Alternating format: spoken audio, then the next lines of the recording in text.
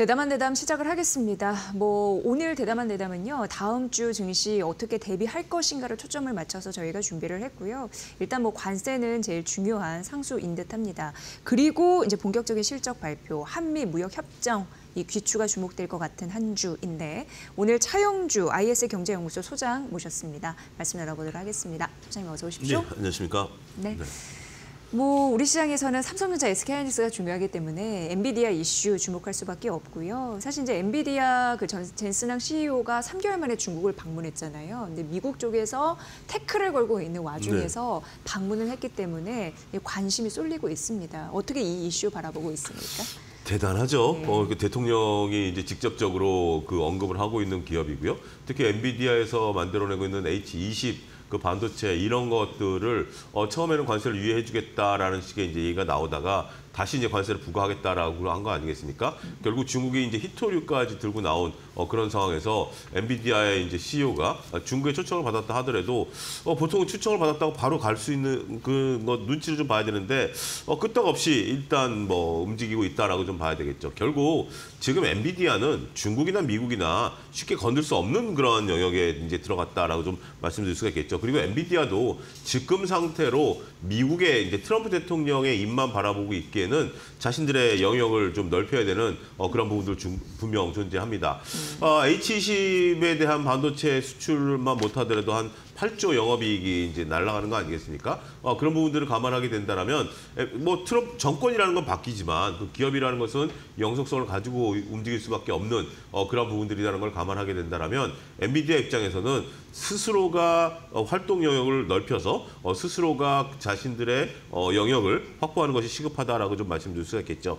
그리고 아무래도 젠슨항 CEO 입장에서 보면 중국 잖아요. 예, 그러다 보니까 예. 이제 대만이라든지 중국 내에 소위 친인척들이 상당히 좀 많이 계시잖아요.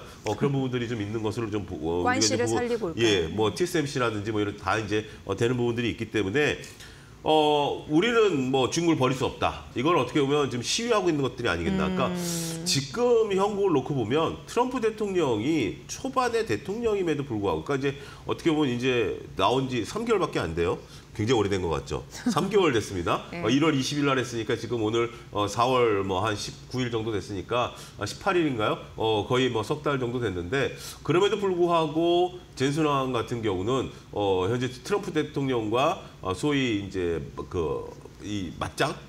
제가 지금 단어가 생각이 안 나서 이걸 할 수 있을 정도로 우리는 미국에서도 영업을 하지만 중국도 필요하다. 이것을 좀 인지시키는 그러한 중요한 행사, 그걸로 이제 간 게 아니겠나 이렇게 말씀드릴 수가 있겠습니다.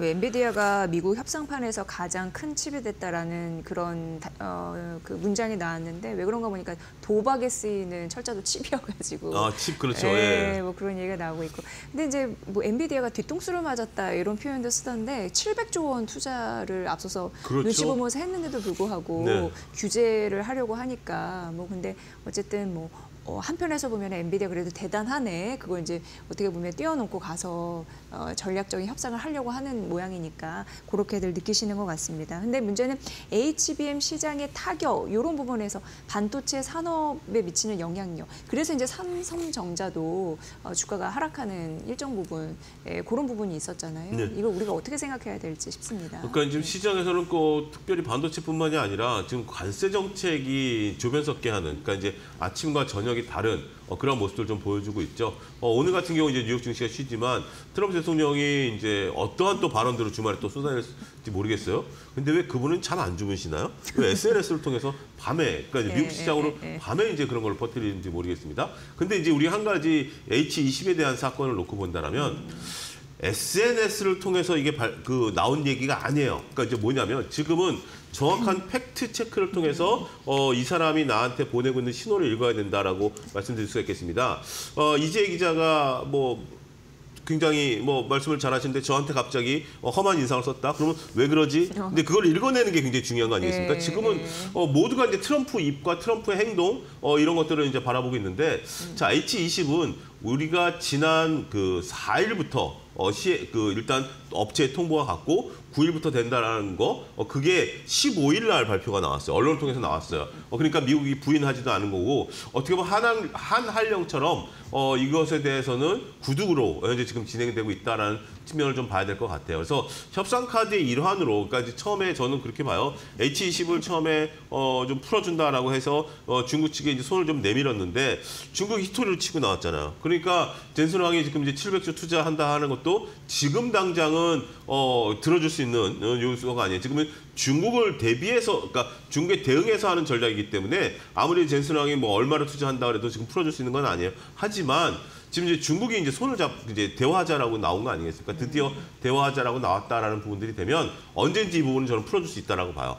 저는 기다리고 있는 게 오늘 이제 우리나라 현대차 같은 경우도 좀 올라가고 있는데 한 1.7% 정도 올라가고 있는데 우리가 이제 다음 주부터 이제 부총리께서 미국 가셔서 이제 협상하는 거 아니겠습니까? 일본에 이어서 협상하고 있는데 그의 목적이 결국 25% 부과된 자동차 관세를 낮추는 거에 목표 아니겠습니까? 지난번에도 제가 이데일리 TV에서도 말씀드렸던 것처럼 그러한 목적을 갖고 있다라면 지금은 현대차를 매수할 수 있는 것처럼 지금 현재 엔비디아라든지 이런 쪽들에 대해서는 오히려 모아가는 전략이 유효하다라고 좀 말씀드릴 수가 있겠고 단 지금은 뭐 트럼프 대통령의 입에 따라서 일희일비하는 거기 때문에 선뜻 매매에 나서기는 어렵다. 그러다 보니까 현재 지금 관망세가 있는 거다라고 저는 표현을 드리고 싶어요. 엔비디아가 나쁘거나 삼성전자, SK하이닉스가 나빠서 주가가 못 올라가는 것들이 아니라 지금은 어느 누가 선뜻 나서서 주식을 매수할 수 있는 그런 기회가 아니기 때문에 현재로서는 조금 매매가 어려운 게 아니겠나. 일단 두 나라가 출구 전략을 지금 모색하고 있는 것 같습니다. 우리도 이제 뭐 친구하고 이렇게 가볍게 농담 삼아 이제 좀 토닥토닥 하다가도 어떻게 보면 이제 격앙된 상황까지도 가는 거 아니겠습니까? 그럴 때 누군가 앞에서 좀 말리면 아 그래 좀 이렇게 지레짐작하고 이제 나오는 것인데 지금 일단 두 나라가 출구 전략을 모색하고 있는 것으로 보여지기 때문에 그렇다면 관세와 관련된 부분들은 앞으로 조금 우리가 생각한 것보다 원래 트럼프의 목적이 뭐다? 선관세 후협상이기 때문에 협상을 통해서 글로벌 관세가 낮아질 가능성도 배제할 수 없다. 저는 그렇게 말씀드리고 싶습니다. 네, 뭐 이제는 엔비디아뿐만 아니라 인텔, AMD도 그렇고 네. 중국에 수출하려고 하면 당국의 허가를 받아야 되는 그런 상황이라서 이런 부분 여기에 투자하시는 분들도 있는데 네. 좀 영향을 받긴 하겠네요. 일단 지금으로서는 이제 이게 갖고 계신 분들 입장에서 좀 답답할 거예요. 갑자기 이제 기업의 활동을 이제 미국 정부가 이렇게 갑자기 확 틀어진 거 아니겠습니까? 이렇게 답답하긴 하실 텐데 지금으로서는 저는 그 섣불리 움직이는 것이 좋지 않다라고 말씀드릴 수가 있겠습니다. 가장 중요한 건 레버리지로 사지 마시라라는 거고 그렇다고 해서 이제 미장 안 돼, 국장으로 와야 돼. 이러한 논리도 저는 받아들일 수 없어요. 왜냐하면 미국 주식을 국내 주식처럼 하려고 가는 게 아니었잖아요. 근데 미국 주식은 미국 주식을 장기 투자하려고 갔는데 수익률이 좋다 보니까 많은 분들이, 그러니까 일부 투자자들이 오해가 야 이것도 좀 수익 나면 챙겨야 되는 거 아니야 국장처럼 뭐 이런 부분들을 좀 말씀하시는데 저는 거기에 동의하지는 않습니다. 그리고 결국은 이러한 카드들을 모아서 지금 중국을 압박하는 거고 이 카드가 풀렸을 때는 다시 주가는 리바운드할 가능성이 있거든요. 그런 부분들을 감안하게 된다면 현재 인텔이라든지 뭐 AMD라든지 ASML이라든지 엔비디아를 보유하고 계신 분들 입장에서는 답답하긴 할 겁니다. 하지만 그 답답함이 저는 상수로서 가는 것이 아니라 일시적인 시간적인, 그러니까 트럼프 대통령이 얘기한 거죠. 일시적으로 좀 견뎌내야 되는 그 구간을 통과하고 있다라고 생각을 하는 거고 그 이유 중에 하나는 시장의 거래량이 급속도로 줄어들어 있기 때문에 그런 그 적극적인 행동을 안 해서 밀리는 거거든요. 그러니까 이제 우리가 주식을 볼 때 사자가 많으면 올라가고 팔자가 많으면 떨어진다라고 얘기하지만 사자가 없을 때 떨어지는 것도 있습니다. 지금은 그러한 형국이다라는 측면에 있어서는 저는 미국 주식 같은 경우 이제 보유 영역, 근데 우리 IT 영역에서도 지금은 보유자의 이제 영역, 적극적인 매수, 특히 레버리지는 현재로서는 독이 될 수 있다 이렇게 강조드리도록 하겠습니다. 네. 지금 이제 월가에서도 트럼프 대통령을 압박을 하면서 빨리 협상을 서둘러라라고 얘기를 하고 있다고 하는데 지금 여러 가지 약간 예민하게 좀 봐야 될 부분이 있습니다. 중국이요 달러당 위안화 환율을 최근 19개월 만에 최고치로 올리는 그런 흐름들도 보였잖아요. 그러면서 이제 미국의 상호관세가 부과되면 위안화 절하 이런 부분을 펼칠 수 있잖아요. 수출 기업을 지원하기 위해서. 그러면 미국 쪽에서는 또 환율 조작했다고 나오면서 환율 전쟁으로 비화될 수도 있거든요. 근데 그 부분에 대해서는 우리가 좀 고민해봐야 되는 게 지금 이제 한 200% 관세, 뭐 한 100% 관세하는데 위안화를 이제 가치를 떨어뜨린다라고 해서 그분이 상쇄된다라고 보기는 어렵겠죠. 그렇기 때문에 지금 환율 전쟁까지 이제 갈 가능성에 대해서는 우리가 염두는 해둬야 되는 거고 또 이제 중국 입장에서는 이제 미국채에 대한 매도 이런 것들을 통해서 보이지 않는 환율 전쟁을 할 수도 있다라고 좀 봐요. 금리를 통해서 환율을 이제 조작하는 그런 거기 때문에. 근데 환율 직접 건드린다라는 것은 일단은 환율 조작국으로 지정되면 네. 더 큰 그런 문제들이 발생하기 때문에 중국도 그 부분에 대해서는 상당히 신중할 거로 봐요. 더군다나 지금 현재 미국 입장에서는 중국을 건드린다라기보다는 현재 지금 달러가 상대적으로 이제 약세를 보이고 있는 거 아니겠습니까? 여기에 이제 파월이 또 말을 안 듣는다. 오늘 또 예. 이제 아침에 기사가 나왔어요.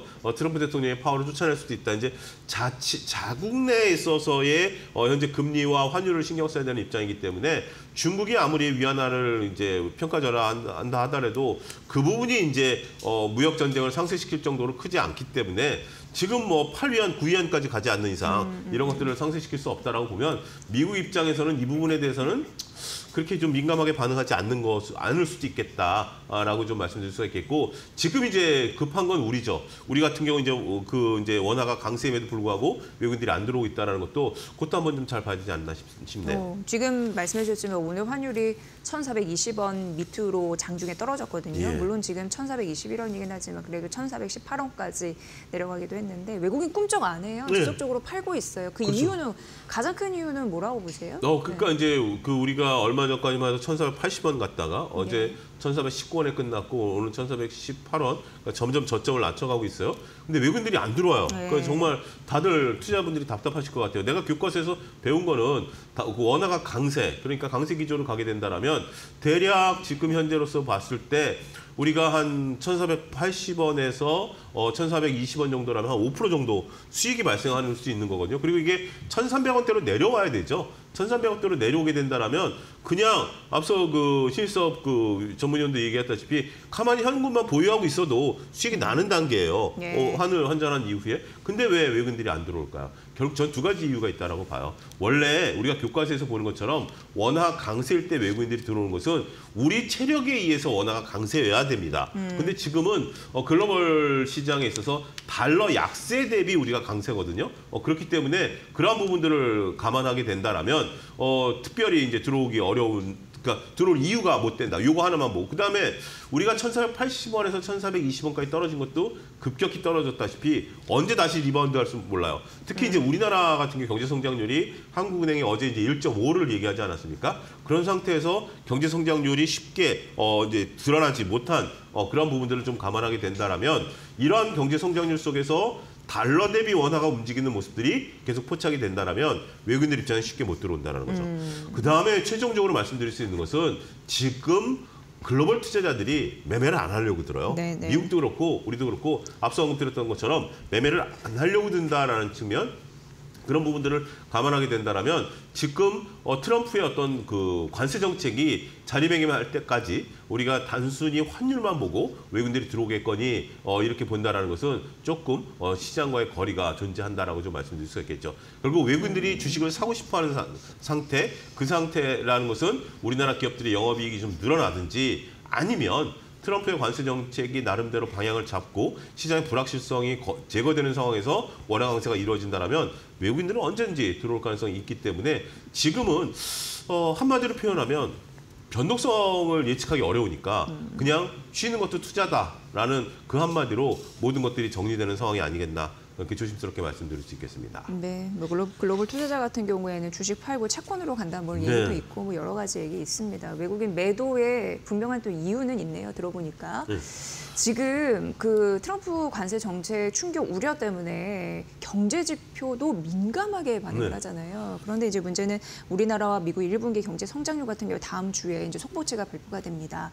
근데 1분기부터 그런 현상이 나타났습니다. 관세 충격이 이제 반영되다 보니까 굉장히 변동성 변동성이 느껴질 수 있거든요. 여러 가지 지표가 혼란스러울 수 있는데 어떻게 우리가 대응을 해야 될까요?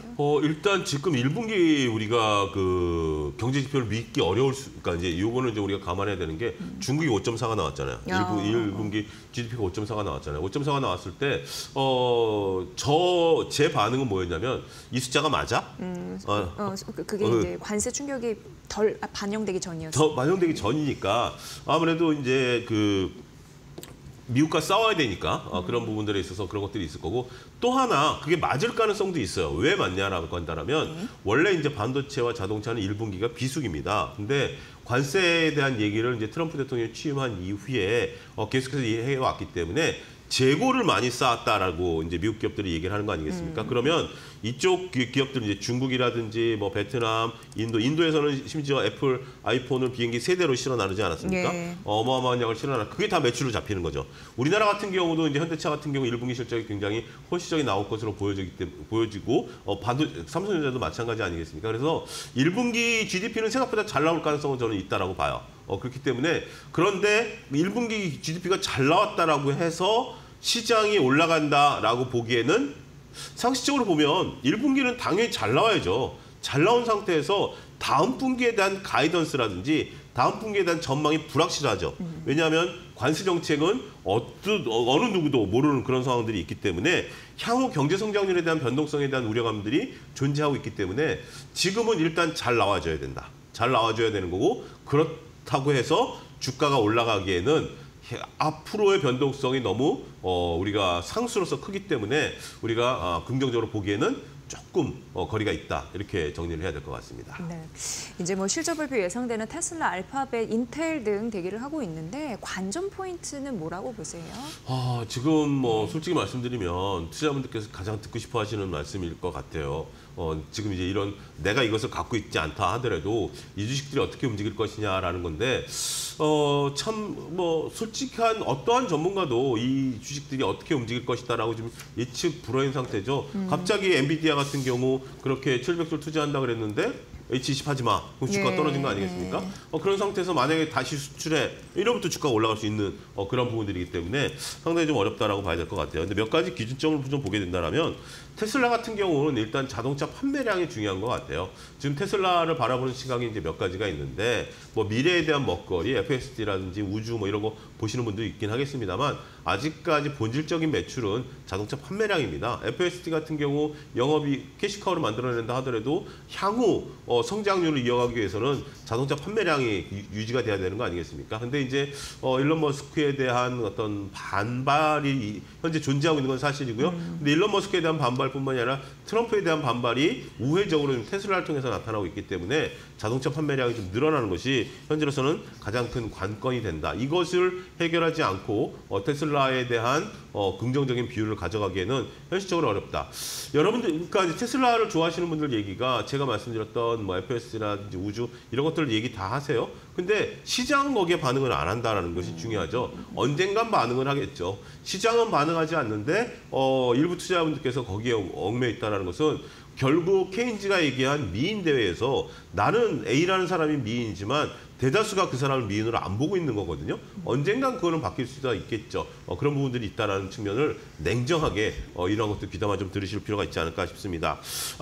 그런데 우리가 이제 알파벳이나 인텔 같은 IT 기업 같은 경우는 저는 오히려 주가의 이제 변동성이 그렇게 두렵지는 않다라고 좀 생각을 합니다. 왜냐하면 결국 이들 기업들 같은 경우는 관세를 통해서 영업이익이 단기적으로 매출과 영업이익이 줄어들 가능성은 있습니다만 이들 없이는 미국의 고성장을 이끌어내기 어렵다라는 거고 현실적으로 미국이 아무리 관세를 부과한다 하더라도 제조업을 갖고 오기는 시간도 걸리고 현실적으로 그렇게 쉬운 건 아니에요. 그렇기 때문에 저는 오히려 이런 어떤 IT 기업들 같은 경우, 그러니까 순수 제조업이 아니라 IT 기업들 같은 경우에 대해서는 긍정적인 비율을 충분히 우리가 가져야 된다. 오히려 트럼프 관세 정책이 지금 부과가 되고 있는 최악의 경우가 지금 반영되고 있는 거기 때문에 이런 최악의 경우가 반영된 이후에는 강력한 리바운드가 나올 가능성도 배제할 수 없다. 이렇게 정리를 해드려야 될 것 같습니다. 네.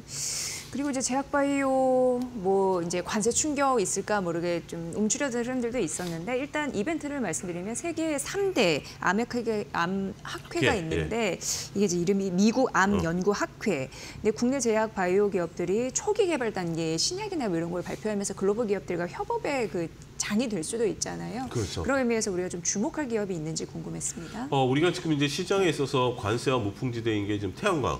어제 오늘 잠깐 쉬고 그다음에 게임 엔터 이런 건데 제약바이오도 마찬가지 이제 관세 무풍지대다라고 말씀드릴 수 있겠습니다. 두 종목을 좀 말씀드려야 되는데 ABL 바이오 같은 경우 현재 주가 흐름이 굉장히 견조하죠.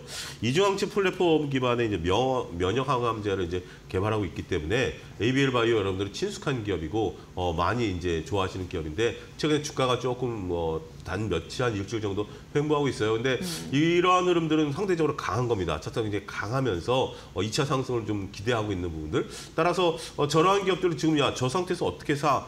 당연히 사셔야죠. 어떻게 산다? 손절을 각오하고 들어가셔야 되는 부분들이고 그러한 부분들을 각오한다면 의외로 좋은 수익을 현재 창출해낼 수 있는 그러한 기회가 된다. 단 언제든지 밀릴 수 있는 그건 저도 몰라요. 그건 뭐 어느 누구도 1분 뒤에 우리가 일어난 일을 알면 여기 어떤 일이 벌어지겠습니까? 그래서 그런 부분들을 여러분들이 감안하시고 손절을 각오하신다면 ABL 바이오 같은 게 좋다. ABL 바이오가 좀 두렵다라면 바이오니아 같은 종목도 우리가 좀 관심 있게 보셔야 됩니다. 바닥에서 좀 움직이고 있는 분자 진단 기술에서 이제 암 관련 이제 키트를 이제 개발하고 있는 기업인데 이거는 이제 바닥에서 이제 좀 들어주는 모습들 좀 보여주고 있어요. 상대적으로 ABL 바이오보다 바이오니아 같은 경우 안정적인 차트 흐름이 좀 나타나고 있기 때문에 바닥권에서 공략하기에는 오히려 바이오니아 같은 기업들이 훨씬 더 긍정적으로 보일 수도 있겠다. 이렇게 설명을 드릴 수가 있겠습니다. 네. 이렇게 금요일에 만나뵙다 보니까 다음 주의 전략을 한눈에 훑을 수 있어서 굉장히 의미가 있는 것 같아요. 관세, 정책, 뭐 실적 발표, 글로벌 암 학회 관련 제약 바이오 전략까지 챙겨드렸으니까 든든하게 잘 소화해내시길 바라겠습니다. 오늘 대담한 대담 차영주 IS 경제연구소 소장의 분석으로 여러분 함께하셨습니다. 잘 들었습니다, 소장님. 감사합니다.